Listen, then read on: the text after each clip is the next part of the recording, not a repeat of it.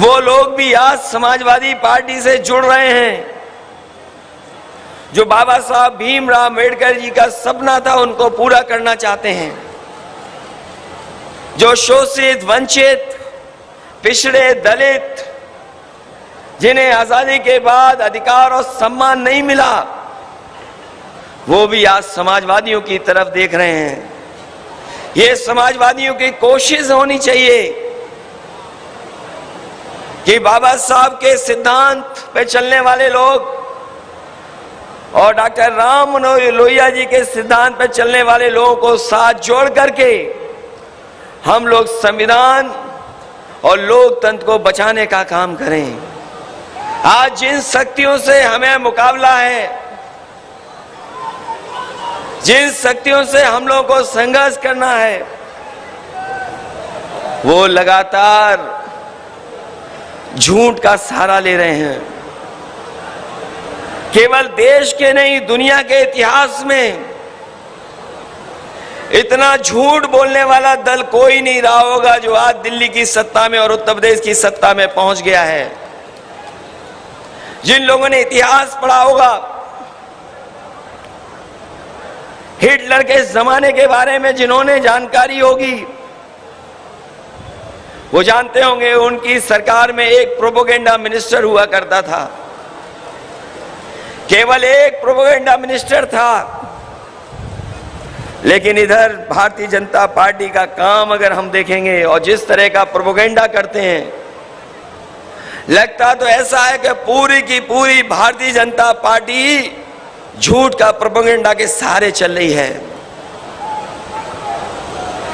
बहुत दिनों पहले मैंने एक फिल्म देखी थी। एक बहुत ही फिल्म बड़ी आई थी जिसमें एक कलाकार झूठ बोल करके,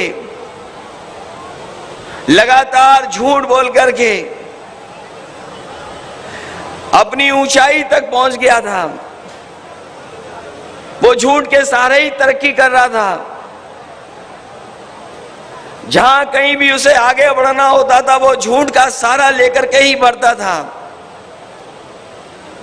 वो अपने लोगों से भी झूठ बोल भर करके झूठ की आदत डाल ली थी। एक बार उसके बेटे का जन्मदिन था। कई जन्मदिन पर झूठ बोल करके भी उनके जन्मदिन पर नहीं पहुंचा करता था।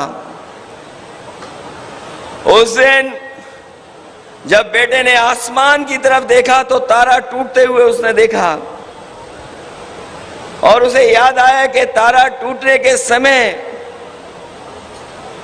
जो मांग की जाती, जो इच्छा की जाती, वो पूरी होती है। जब उसने तारा टूटते हुए देखा तो यही इच्छा की उसने कि आज के बाद से हमारे पिताजी सच बोलें, सच के अलावा कुछ न बोलें। और वो इच्छा पूरी हो गई।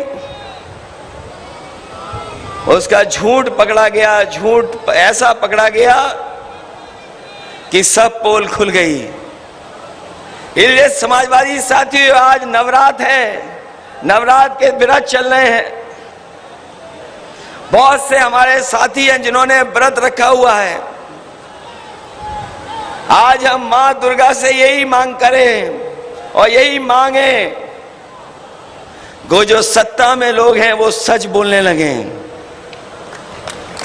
और याद रखना, जिस समय ये सच बोलेंगे, ये राजनीति की धरातल में पहुंच जाएंगे, इनको कोई पूछने वाला नहीं मिलेगा। याद कीजिए वो नोटबंदी, और नोटबंदी में यह कहा गया था कि नोट बंद हो जाएंगे, काला धन वापस आ जाएगा और भ्रष्टाचार खत्म हो जाएगा। अगर हम पीछे मुड़ करके देखें, जब से नोटबंदी हुई है, बताओ कितना काला धन वापस आ गया है, कितना भ्रष्टाचार खत्म हो गया। और उस समय जो बैंक में बच्चा पैदा हुआ था जिसका नाम खजांची हम लोगों ने रखा था, उसको भी ये सरकार के लोग भूल गए। अगर कोई याद रखता है उसको जन्मदिन पे तो केवल हम समाजवादी लोग हैं। खजांची का हर बार 8 और 9 नवंबर को उसका जन्मदिन मनाते हैं। जीएसटी के नाम पर व्यापार को बढ़ावा देने वाले लोगों ने जीएसटी को लागू कर करके हमारे तमाम व्यापारियों को नुकसान पहुंचाया। जिन्होंने काले कानून ला करके ये बता दिया कि वो किसानों के साथ नहीं है, काले कानून को लेकर के किसानों ने आंदोलन किया, धरना प्रदर्शन किया, कई सौ किसान की जान चली गई, शहीद हो गए, लेकिन काले कानून वापस नहीं लिए। जैसे ही चुनाव आया, और हमारे समाजवादी साथियों को याद होगा जिस समय गाजीपुर से, उस गांव से जहां पर समाजवादी पूर्वांचल एक्सप्रेसवे शुरू होता है, वहां से रथ यात्रा शुरू की। पूरे दिन चला करके, रात भर चला करके जब लखनऊ पहुंचे तो आपको याद होगा अगले दिन ही काले कानून वापस हो गए। ये चुनाव के लिए वापस हुए हैं, लेकिन अपने लोगों को लाभ पहुंचाने के लिए ये लगातार इसी तरह के कानून ला रहे हैं। अगर कोई आंकड़ों को देखेगा तो आंकड़े ये बताते हैं सबसे ज्यादा अगर कर्ज माफ किसी व्यापारी उद्योगपति का हुआ है तो वो गुजरात के उद्योगपति और व्यापारियों का हुआ है। आंकड़े ये भी सच्चाई बताते हैं कि 10 लाख करोड़ तक बैंक का कर्ज माफ अगर किसी का हुआ है तो वो सब गुजरात के व्यापारी उद्योगपति हैं। किसी किसान का कर्ज माफ नहीं हुआ। और कल का जिन्होंने विज्ञापन देखा होगा, अखबार के फ्रंट पे छपा था, हमें इस बात की कोई शिकायत नहीं है कि आप अपने प्रदेश में लेकर के जा रहे हैं बड़े उद्योग कारखाने, लेकिन कम से कम उन प्रदेशों में भी उद्योग कारखाने लगे हैं जो आबादी में बड़े हैं, आबादी में सबसे बड़े प्रदेश हैं। अगर आप अपने यहां कारखाने लेकर के आ रहे हो तो उत्तर प्रदेश है, बिहार है, जहां आबादी में सबसे ज्यादा गरीब लोग रहते हैं, किसान हैं, नौजवान हैं, जिन्हें सबसे ज्यादा नौकरी और रोजगार की जरूरत है, उनके साथ भेदभाव क्यों? और भेदभाव उत्तर प्रदेश के साथ क्यों? जिस प्रदेश ने सरकार बनवाई हो, एक बार नहीं 2 बार, उस प्रदेश को क्या लाभ पहुंच रहा है डबल इंजन की सरकार का? डबल इंजन की सरकार केवल धोखा दे रही है। जहां नौकरी रोजगार नहीं, और मुझे अभी कुछ दिन पहले जानकारी मिली थी कि फर्रुखाबाद में 12 जिलों की अग्निवीर की भर्ती हो रही थी। 12 जिलों से लगभग 1,13,000 नौजवानों ने फॉर्म भरे थे भर्ती के लिए फौज की। 12 जिलों में जो नौजवान आए थे वो भर्ती के लिए आए थे।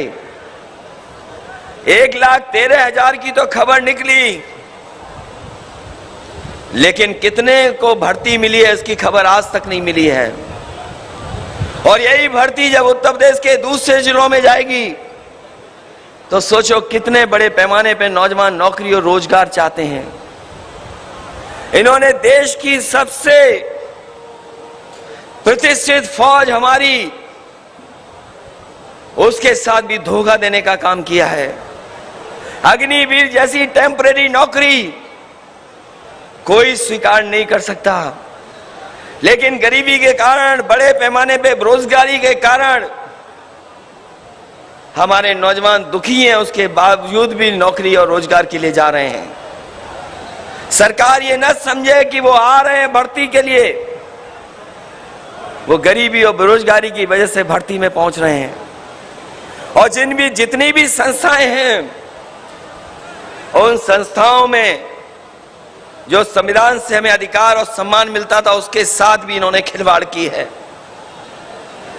जहां यूनिवर्सिटी, कॉलेज, सरकारी नौकरियां पिछड़े और दलितों भाइयों को जो सम्मान मिलता था, नौकरियां मिल जाती थी, जिस रास्ते पे ये सरकार जा रही है, उनको भविष्य में नौकरी और रोजगार नहीं मिलेगा। आप यूनिवर्सिटियों के आंकड़े उठा लीजिए,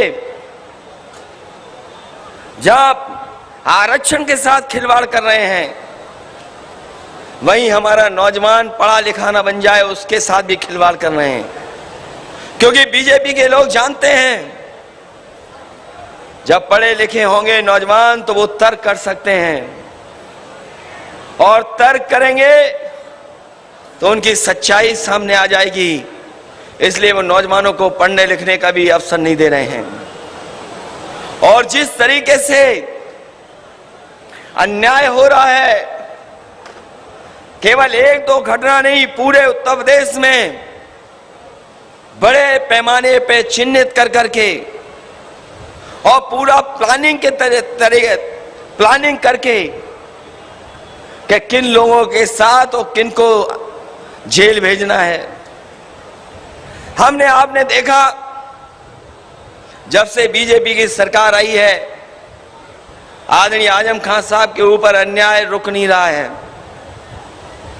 राजनीतिक इतिहास में कम लोग होंगे जिनके ऊपर इतने मुकदमे लगाए गए हों, झूठे मुकदमे लगाए गए हों, और अधिकारियों को यह भेज करके भेजा गया हो कि आपको प्रमोशन, आपकी तरक्की और आपको अच्छे स्थान पे तभी पोस्टिंग मिलेगी जब आप अन्याय करेंगे। मुझे बता दो, आज के समय पर कौन नहीं उनके कहने से करेगा। अधिकारियों को जानबूझ करके, समझा करके ये भेजा जा रहा है कि आपको किस पे झूठे मुकदमे लगाने हैं, किसके ऊपर अन्याय करना है। 2 साल लगभग उन्हें जेल रहना पड़ा। उनके परिवार का कोई सदस्य नहीं बचा जिसके ऊपर झूठे मुकदमे न लग गए हों। उनके साथ लगातार अन्याय हो रहा है, और जहां कहीं भी मदद मांगने जा रहे हो या सहयोग के लिए कहें, न्याय के लिए कहें, तो कोई संस्था सुनने वाली नहीं है।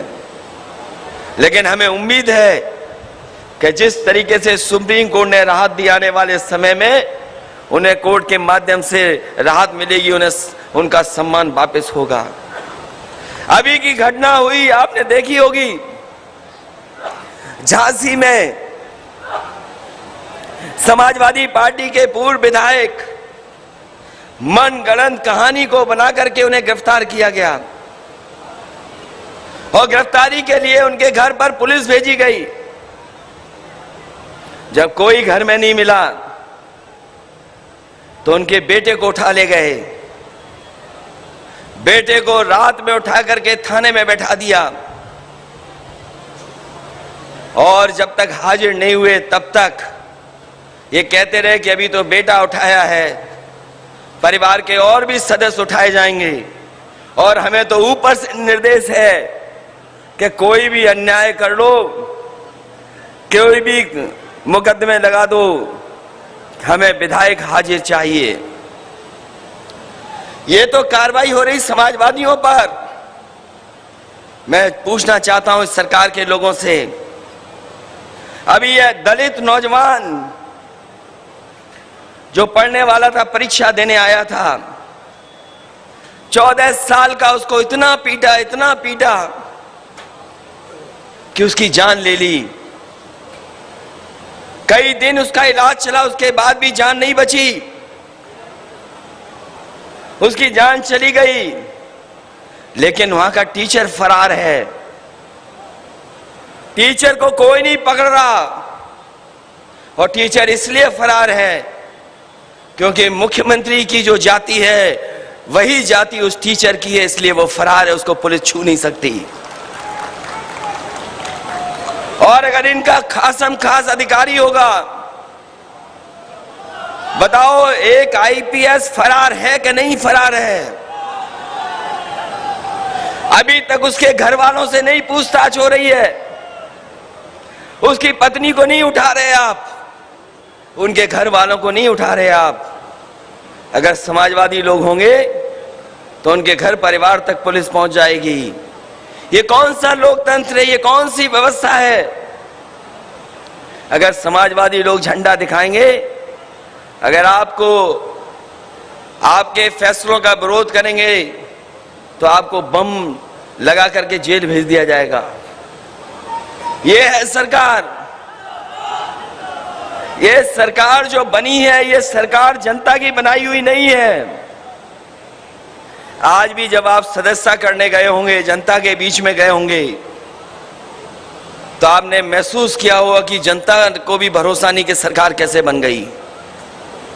ये सरकार आपकी छीनी है इन्होंने। ये सरकार समाजवादियों की बन गई थी उत्तर प्रदेश में। जिस तरह का जन समर्थन और आपने मेहनत की थी, सरकार आपकी थी, लेकिन सरकार आपकी छीनने का काम अगर किसी ने किया है तो पूरी की पूरी मशीनरी लग करके आपकी सरकार छीन ली। क्योंकि वो जानते थे यूपी की सरकार जाने का मतलब है दिल्ली की सरकार भी चली जाएगी।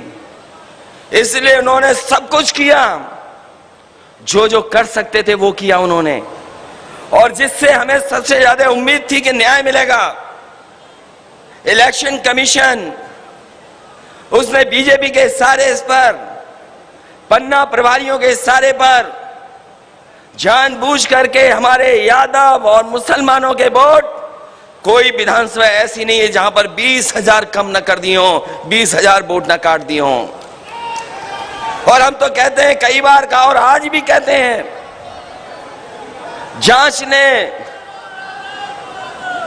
जांच करके देख लें तो आज भी 20,000 वोट हमारे वहां से उड़ा दिए गए। इन खबर चैनल को सब्सक्राइब करें।